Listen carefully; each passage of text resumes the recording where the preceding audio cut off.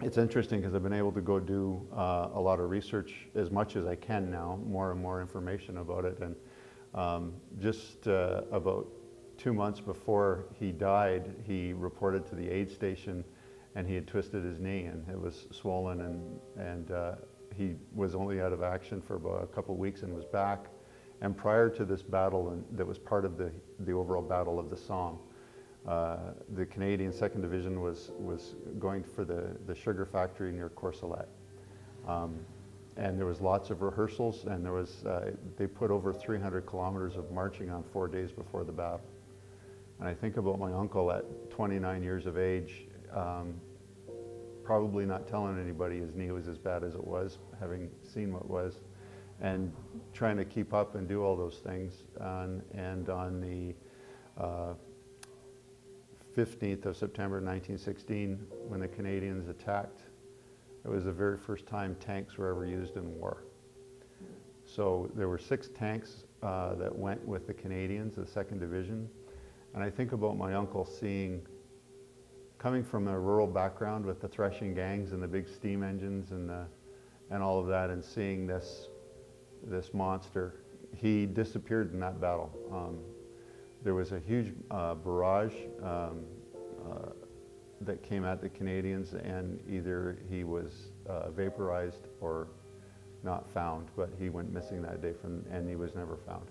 Mark Andrews is a big believer in family, even family that passed away a century ago. I am very interested in the history of my family, and my great-grandmother, I was very young even when she passed away, but she would speak occasionally about her oldest brother who was lost. And I have uncles and relatives who served in both World War I and World War II as well, but they made it home. Uncle Craven never did, and I wanted to know more because so many people in my family didn't even know he existed. So I had an opportunity to go to Europe on a battlefield tour with John. I've been twice with both of my sons, my oldest son and my youngest son, and found out that his name was on the Vimy Memorial, and we wanted to touch it. What was it like being there in Europe at the site?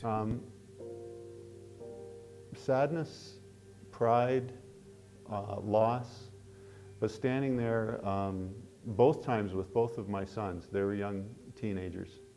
My oldest son at that time was 15, and when Connor was with us, he was 16.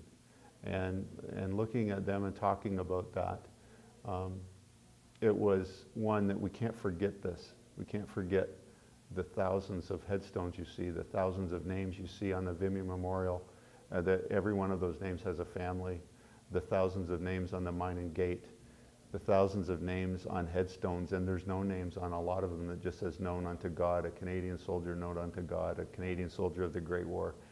And when I saw those stones, especially in the Courcelette area, I thought this might be my uncle.